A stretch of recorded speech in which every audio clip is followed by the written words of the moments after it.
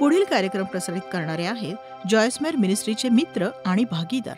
मी एक पुस्तक लिहिलंय ज्याचं नाव आहे गेट युअर होप्स अप. आपण आशेविषयी कितीतरी अद्भुत गोष्टी नक्कीच सांगू शकतो, पण एक गोष्ट मला कळून चुकली आहे जिचा उल्लेख मी माझ्या पुस्तकात केला आहे, ती म्हणजे आशेची ऊर्जा किंवा शक्ती माझ्या लक्षात आलंय जेव्हा मी आशावादी असते. माझ्या जीवनात काहीतरी उत्तम घडण्याची मी आशा बाळगते तेव्हा माझ्यामध्ये शारीरिक ऊर्जा वाहायला लागते. आपले विचार आपल्या भावनांशी, आपल्या शब्दांशी आणि विचारांशी जडलेले असतात आणि आपल्या ऊर्जेशीही जोडलेले असतात. जेव्हा आपण नकारात्मक आणि हीन दर्जाचे विचार करतो तेव्हा ते आपली ऊर्जा शोषून घेतात आणि जेव्हा आपण आशादायी विचार करतो तेव्हा ते ऊर्जा निर्माण करत असतात. बघा, जगामध्ये मनाने थकलेल्या लोकांची संख्या प्रचंड आहे. म्हणजे असं की ते मनाने खचलेले आणि पार गळून गेलेले असतात. आणि ही गोष्ट सगळ्यांच्या बाबतीत घडते असं नाही, पण बऱ्याचदा लोक नकारात्मक विचारांनी ग्रासलेले असतात आणि नकारात्मक गोष्टी त्यांच्या जीवनात घडलेल्या असतात. आणि एक गोष्ट ठाऊक आहे, माझ्या भूतकाळात काहीही का घडलेलं असे ना, तो माझ्या भविष्यकाळावर ताबा ठेवू शकत नाही. आणि म्हणूनच मी हेतुपुरस्सर आशेने भरून माझ्या जीवनात काहीतरी उत्तम घडण्याचा विश्वास बाळगू शकते. आणि बायबल आपल्याला हेच शिकवतं की देवावरच आशा ठेवा, फक्त देवावर. खरं तर देवाची वाट पाहण्याचा अर्थच तो आहे. बायबलमध्ये बऱ्याच ठिकाणी, खास करून विस्तारित बायबलमध्ये, देवाची वाट पाहण्याचा अर्थ दिलाय देवाची आशा धरणं, देवाकडे डोळे लावणं. आणि एक प्रश्न मी विचारते, आज देवाकडून तुमची काय अपेक्षा आहे नक्की सांगा. जर तुम्ही सुखद अपेक्षांनी भरलेले असाल आणि तुम्ही आशादायी असाल तर मी तुम्हाला पैजेवर सांगते, कधी नव्हे इतकी ऊर्जा आज तुमच्यात संचारेल. तर त्याचा अनुभव तुम्ही आज का घेत नाही? चला घेऊया.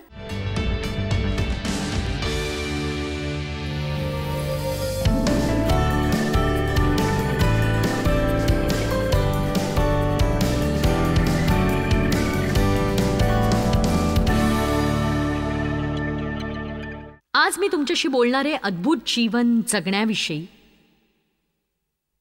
बऱ्याचदा आपण ज्या गोष्टी फार अद्भुत असतात त्यांना सामान्य गोष्टी बनवून टाकतो. आणि बघा, काही वर्षांपूर्वी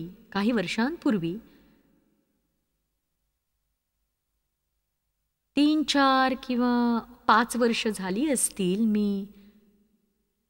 मी कुरकुरत प्रार्थना करणारी व्यक्ती होते. मला काय म्हणायचं कळलं ना, मी प्रार्थना करायचे पण कुरकुर करत.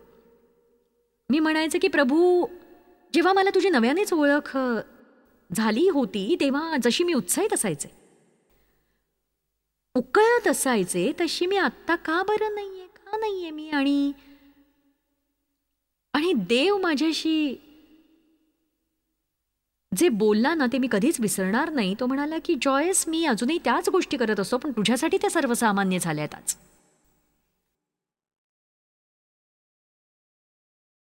मला चांगलं आठवतं, मी बायबल उघडून एखादं वचन वाचायचे आणि दिवसभर त्या एकाच वचनामुळे मी उकळत राहायचे. आणि आता देव माझ्याशी सतत बोलत असतो, त्याच्या आत्म्याने चालवतो, त्याची वाणी मी ऐकते, त्याची उपस्थिती अनुभवते.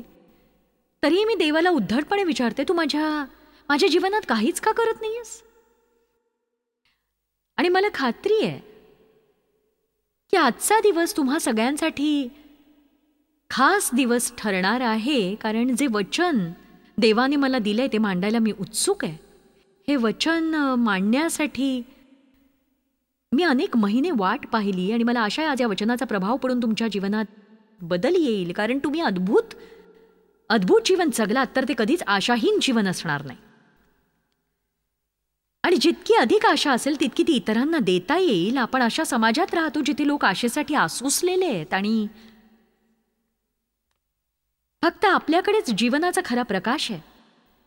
जग दिवसेंदिवस अंधकारमय होतंय, पण बायबल शिकवतं की अशा परिस्थितीत आपण अधिकाधिक प्रकाशमान व्हायला हवं. तुम्ही आपले दिवे जळते ठेवा आणि आज आपण काही गोष्टी हलवून टाकायला हव्यात. आपण अद्भुत जीवन कसं जगायचं ते शिकायला हवं. तोंड वासलेलं, डोळे असे छान वटारलेले, असं उत्फुल्ल आणि उत्साही, हे देवाचं कार्य आहे. कोणीतरी प्रभूला धन्यवाद द्या. आपल्याला आता देवाची सवय झाली असं म्हणणं मूर्खपणाचं ठरेल, पण सध्या खूप काही उपलब्ध आहे. ओह, काही विचारूच नका. कितीतरी बायबल्स आहेत. माझ्याकडे जवळपास 50 ते 75 बायबल्स आहेत. CDs, DVDsचा तर सगळ्या प्रकारच्या संगीतांचा खच पडलाय अगदी. आणि तुम्ही टीव्हीवर वक्त्यामागून वक्ते शोधत फिरू शकता. ज्यांच्याशी तुम्ही सहमत नाही त्यांची तक्रार करू शकता तुम्ही.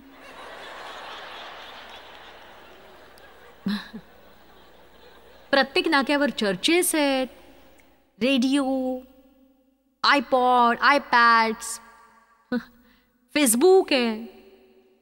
आपण वचनाच्या सागरात डुंबतोय तरी आपलं जग पूर्वीपेक्षा अधिक खोल असं खाईत रुतत चाललंय. आणि पूर्वीच्या पिढ्यांपेक्षा आपण करमणुकीवर खरं तर अधिक खर्च करतो. तरीही आपली एकंदर परिस्थिती कधी नव्हे इतकी दयनीय आहे. आणि सगळेजण त्यात नसले ना तरीही असं वाटायला लागलंय की लोक जगात जे काही करतायत ते कामी येत नाही. अशा सगळ्या गोंधळात मला वाटतं की देव लोकांना म्हणत असावा, तुम्ही माझ्याकडे लक्ष लावा. मी एक गोष्ट सांगू तुम्हाला, देव आपल्या अपेक्षेपेक्षा फार मोठ्या प्रमाणात आपल्या जीवनात कार्य करतो. आपण ते मोजूच शकत नाही. जेव्हा तुम्ही ट्रॅफिकमधून गाडी चालवता, देव तुम्हाला मोठ्या अपघातातून वाचवत असतो. एका वर्षात तो आम्हा प्रत्येकाचा जीव कितीदा वाचवतो ते सांगता येणार नाही. त्याचे दूत आपल्यासह असतात सतत. पवित्र आत्म्याच्या सामर्थ्याने आपण चालवले जातो आणि राखले जातो. कितीदा तरी तुमची मुलं काय करतात ते तुम्हाला कळतं, पण ते तुमच्या मुलांनाही कळत नाही आणि तुम्हालाही ते कळत नाही की कसं होतं ते. ही एक अशी गोष्ट आहे जी आपल्याला अचंबित करते. आणि आपण जितकं अचंबित जीवन जगतो तितके आपण अधिक सुखी होतो, तितके अधिक आशावादी होतो, आनंदी होतो आणि तितके अधिक आशा आपण जगात पसरवणारे होतो. आणि बघा, कोणीतरी मला म्हणालं की फैलावणारे म्हणजे काय. मी म्हटलं तो संक्रमणाच्या वरचा स्तर आहे. 1918 मध्ये 5 कोटी लोक इन्फ्लुएन्झा हा आजार पसरल्यामुळे मरण पावले. आजची सभा संपल्यावर तुम्ही अशा निश्चयाने इथून जावं की मी इथून जगभर जाईन आणि आशा पसरवत राहीन. एक सांगू, तुम्ही जगभर हे पसरवू शकत नसाल तर किमान घरात तरी याचं संक्रमण तुम्ही करूच शकता. ते करा तुम्ही नक्कीच. आपण देवाविषयी जितके अचंबित होतो तितके लोकही होतात. कराराच्या कोशाविषयी सांगून मी सुरुवात करणार आहे. इस्रायली लोकांसाठी कराराचा कोश हा फार महत्वाचा होता. तो देवाने रचलेला होता, सोन्याने मढलेला होता आणि त्यात 10 आज्ञा होत्या. त्याच्यावर दयासान होतं जिथे देवाची समक्षता प्रकट होत असे.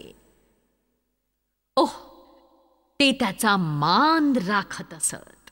तो खास होता. देवाची उपस्थिती खास होती. तो पवित्र होता. कोणी शिवत नव्हतं.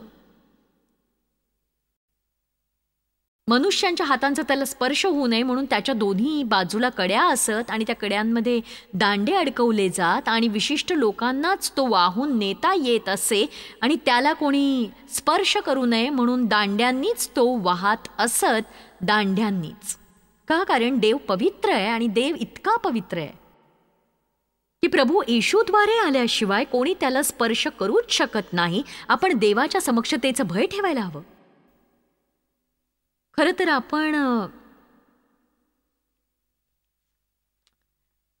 आपण आपल्या आराधनेमध्ये देवाचं भय अधिक धरावं. देवाच्या समक्षतेचं भय आपण ठेवायलाच हवं. आणि बघा, भक्तीच्या वेळेला इकडे तिकडे जायला लोकांना काहीही वाटत नाही.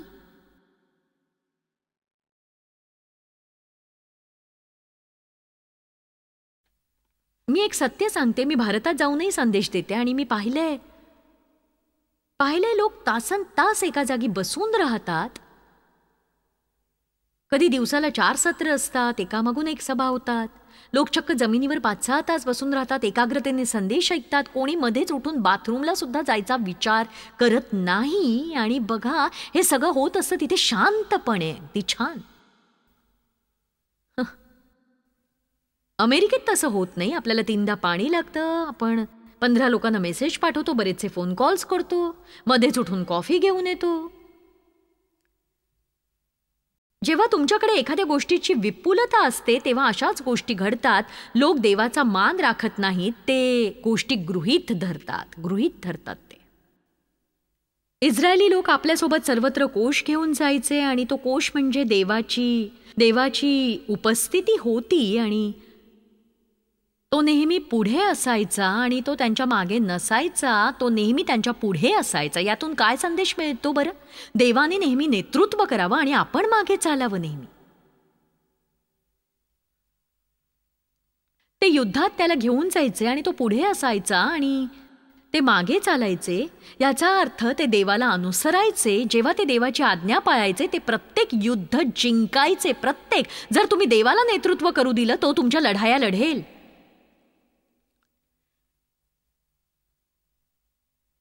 लोक यार्देन पलीकडे जाण्यासाठी आपल्या डेऱ्यातून निघाले तेव्हा कराराचा कोष वाहणारे याजक लोकांपुढे चालले.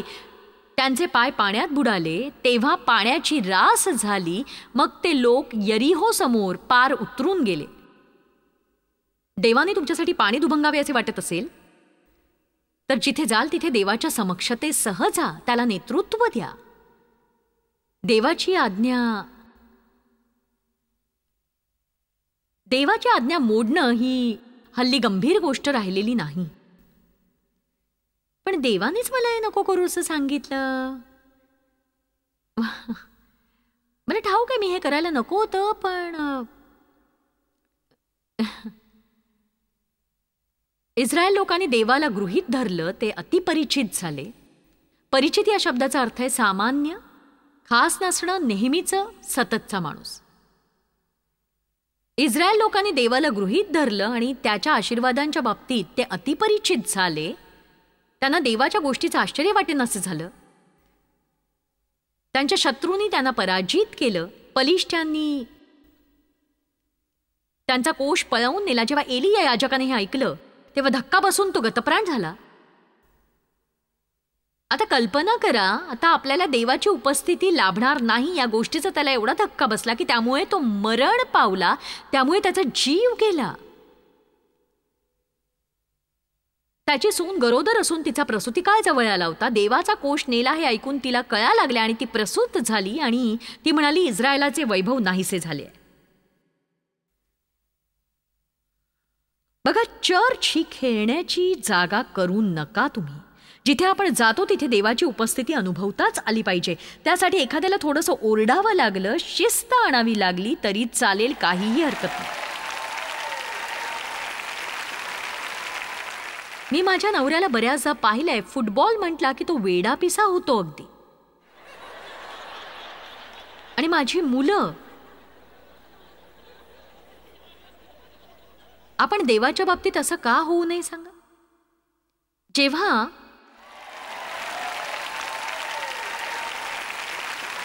तुम्ही पापात मेला होता तेव्हा त्याने तुम्हाला जिवंत केलं, ताठ मानेनं केलं नाही.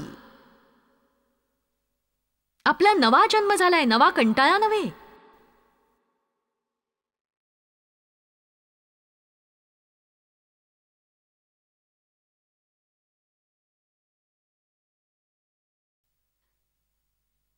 त्या गोष्टींना सर्वसामान्य करू नका ज्या खरंच खूप अद्भुत आहेत. अद्भुत.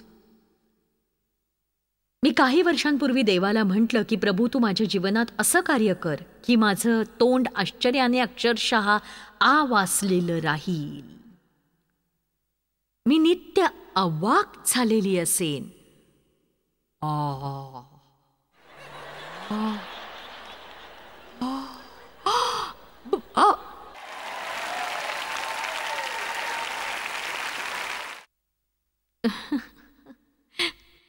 आज इथे 27,000 लोक उपस्थित आहेत. 65 लोकांनी सुरुवात झाली होती. आज फुटबॉल डोम लागतं आपल्याला. मी अगदी सावधपणे असं म्हणू शकते की चर्चमधून वैभव केव्हाच निघून गेलाय आणि मी मी चर्च म्हणते ते नामधारी चर्चेसविषयी बोलते. त्यामुळेच की काय देवाच्या कार्याविषयी आपल्याला काहीच वाटेनासं झालंय. आपण देवाविषयीचा आदरयुक्त भय गमावून बसलो आहोत आणि आपण पश्चातापपूर्वक वळलं पाहिजे आणि देवाचं भय धरायला शिकायला हवं. मला देवावरून केलेले विनोद ऐकायला अजिबात आवडत नाही. आपण फार सावध असायला हवं, कारण देव हा पवित्र देव आहे. आपण त्याची भीती बाळगण्याची गरज नाही, पण आपल्या मनात त्याच्याविषयी आदरयुक्त भय असायला हवं. मी अशा बऱ्याच गोष्टी सांगू शकते. म्हणजे पुढे हा घटनाक्रम खूप रोचक होतो. पलिष्ठांनी देवाचा कोष दागोनाच्या मंदिरात उचलून नेऊन दागोनाजवळ ठेवला. दागोन मूर्तीजवळ. ती त्यांची मूर्ती होती, पण दुसऱ्या दिवशी सकाळी तो दागोन कोशापुढे पालथा पडला होता. त्यांनी त्याला त्याच्या जागी ठेवलं. आता तुम्ही तुमची दैवत तुम्हाला हवी तिथे खुशाल ठेवू शकता. मी हे इथे बसलेल्या लोकांसाठीच सांगत नाही, तर टीव्हीवरच्या दर्शकांसाठीही सांगतेय. मी म्हटलं, तुम्ही हव्या त्या ठिकाणी तुमची दैवत ठेवू शकता, पण देवांचा देव, राजांचा राजा आणि प्रभूंचा प्रभू, खरा देव एकच आहे, एकच.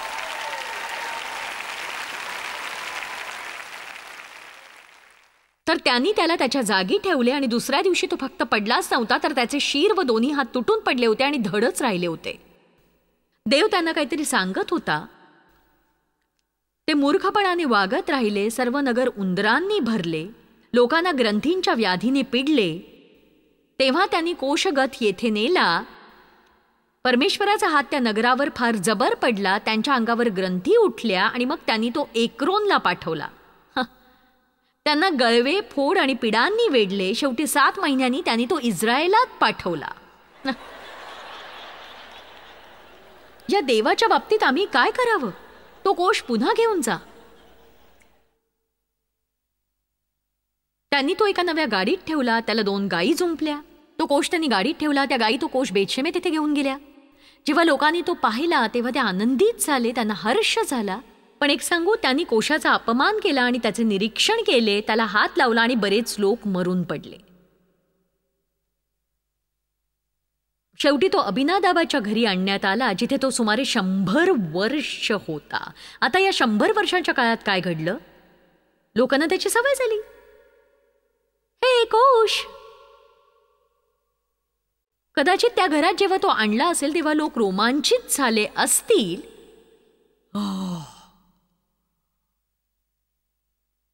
देवाचा कोश माझ्या घरात आहे. सुरुवातीचा उत्साह खूप जास्त असतो. माझ्या पापांची क्षमा झाली. देव आता ती कधीच आठवणार नाही. मी नवी सृष्टी आहे. मी देवाचं नीतिमत्व आहे. देव माझ्यावर अजिबात रागवलेला नाही. मी स्वर्गातच जाणार. मी स्वर्गातच जाणार.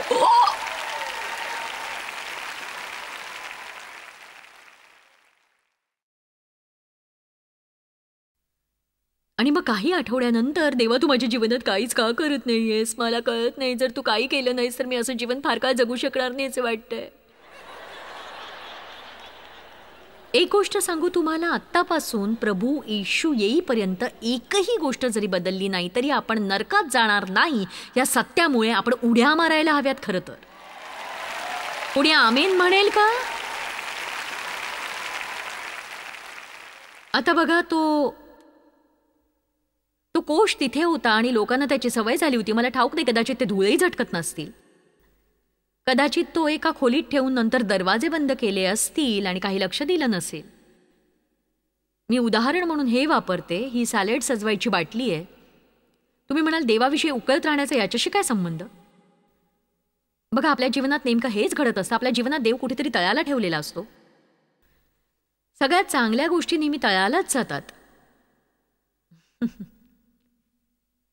बघा, तुम्हाला दिसतं इथे सगळ्यात चांगल्या गोष्टी नेहमी तळालाच असतात. आता आज मी तुमच्यासाठी काय करणार आहे? मी तुम्हाला हलवणार आहे. म्हणजे देव पुन्हा एकदा तुमचं जीवन घुसळून काढणार आहे आणि तुमचे सगळे विचार, तुमचे शब्द, तुमची वृत्ती, तुम्ही जे काही करता ते सगळं घुसळलं जाणार आहे. प्रत्येक गोष्ट.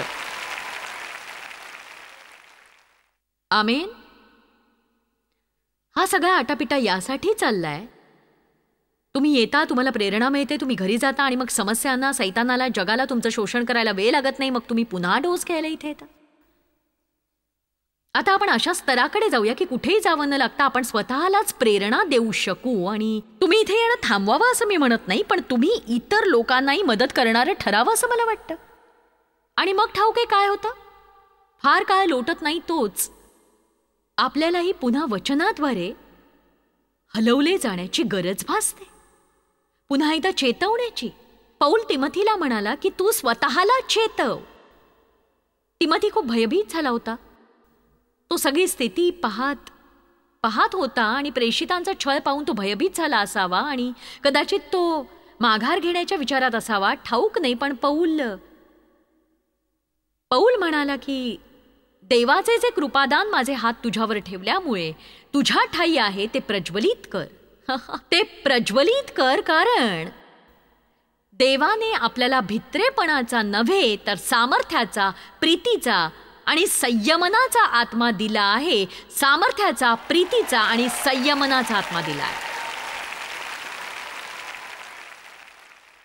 आपण नेहमी भूतकाळ विसरण्याविषयी बोलतो, पण मी एक गोष्ट सांगते, भूतकाळातल्या काही गोष्टी आपण लक्षात ठेवायला हव्यात.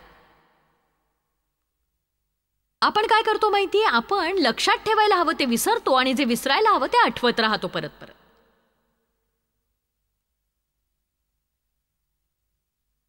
म्हणजे मी फक्त बसून माझ्या वडिलांनी माझं कसं शोषण केलं ते आठवत बसता कामा नये, तर मी हे आठवायला हवं की माझ्या गुंतागुंतीतून देवाने मला कसं सोडवलं, बाहेर काढलं.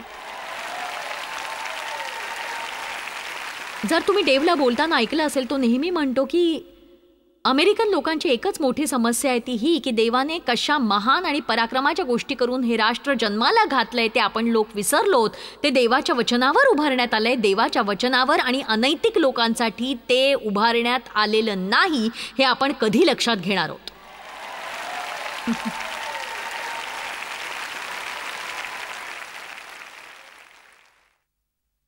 हो बापरे, मी चांगलेच वागेन. देवाची अद्भुत उपस्थिती आपल्या जीवनात रसातळाला जाता कामा नये. देवाला कुठेतरी अडगळीत टाकून तुम्ही असं म्हणू नका की मला ठाऊक आहे माझं तारण झालंय, आणीबाणीच्या वेळी मी देवाला अडगळीतून बाहेर काढू शकतो.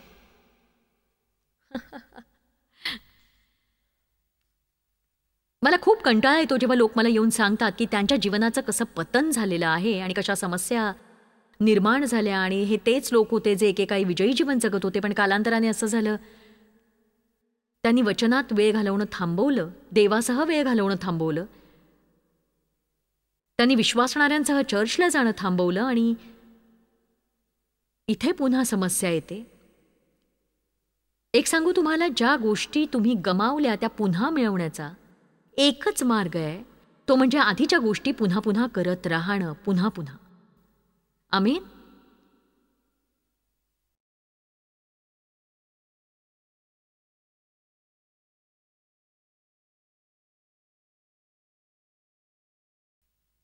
तर शेवटी दाविदाने अभिनादाबाच्या घरातून देवाचा कोश मिळवला आणि तो एका नव्या गाडीत ठेवला,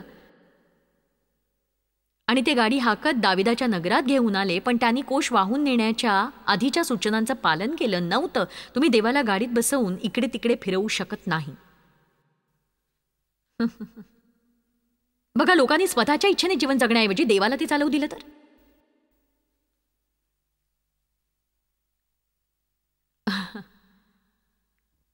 कित्येक लोकांनी स्वतःच्याच इच्छेने जीवन जगण्याऐवजी देवाला ते चालवू दिलं ना तर त्यांचं भलं होईल. आता नीट ऐका, पवित्र आत्म्याच्या सहज, सुलभ आणि सुंदर सूचनांचं पालन करायला शिका तुम्ही. नक्कीच तुम्ही स्वतःचं जीवन चालवलं तर ते मार्गी लागणार नाही. मला वाटतं देवाने आपल्यासाठी जो उद्धार सिद्ध केला आणि त्यासोबत इतर अब्जावधी गोष्टी केल्या त्यावर आपलं लक्ष केंद्रित करून आपण प्रत्येक दिवस अचंबित होऊन जगायला हवा. त्यासोबत देवाची हस्तकृती आपल्या अवतीभोवती आहे आणि आपण विस्मित होऊन त्याविषयी विचार करायला हवा. तुला पळवून लावू शकाल. जॉयस्मायर मिनिस्ट्रीज करता तुम्ही खूप मौल्यवान आहात. आम्हाला तुमचं कौतुक आहे आणि जगभरामध्ये हे सेवा कार्य शक्य करण्याकरता आम्ही आमच्या मित्रांचे आणि पार्टनर्सचे आभारी आहोत. आम्ही एकत्रितपणे भुकेल्यांना खाऊ घालतो, गरिबांना वस्त्र देतो आणि राष्ट्रांना सुवार्ता सांगतो. तुमच्या प्रार्थनेच्या विनंतीकरता आमच्याविषयी आणखी माहिती मिळवा. जॉयसच्या कॉन्फरन्सच्या तारखा पहा आणि ख्रिस्ताची प्रीती जगभरामध्ये पसरवण्याकरता आमचे सहभागी व्हा.